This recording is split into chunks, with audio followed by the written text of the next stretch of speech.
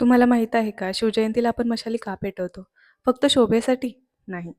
की त्या ज्वालेत दडलाय स्वराज्याचा इतिहास. आजच्या या मशाल महोत्सवामागे आहे एक ज्वाजल्य संदेश, जो प्रत्येक शिवप्रेमीच्या हृदयात पेटत राहायला हवा. छत्रपती शिवाजी महाराज यांनी अंधारातही स्वराज्याची ज्योत पेटवली. मुघलांच्या अन्यायाविरुद्ध उभं राहताना त्यांनी जनतेच्या मनात आशेचा प्रकाश निर्माण केला.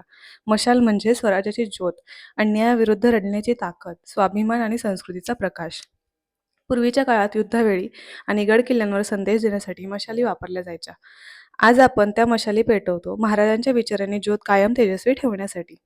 तर मशाल महोत्सव झाल्यानंतर दुसऱ्या दिवशी शिवजयंती दिवशी माझ्या बाळाच्या शाळेमध्ये शिवजयंती सेलिब्रेट करणार होती आणि माझ्या मुलाचा डान्ससुद्धा होता. त्याने छान डान्स केला आणि त्यांच्या एवढ्या मुलांकडून आपण अजून काहीच अपेक्षा करू शकतो ना. खूप छान त्यांनी सादरीकरण केलं. बाकीच्या पण सगळ्या मुलांनी खूप छान डान्स केला आणि आपण आपल्या मुलांना असेच छान संस्कार दिले पाहिजेत.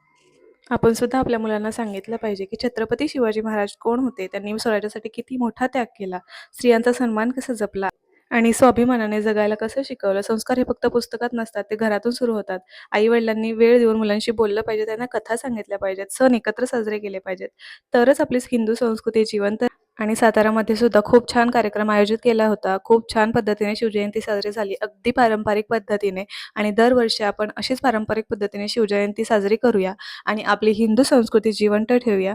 चला तर मग भेटते तुम्हाला पुढच्या नवीन व्हिडिओमध्ये. तोपर्यंत तुमची काळजी घ्या आणि जर चॅनेलला सबस्क्राईब केलं नसेल तर नक्की सबस्क्राईब करा.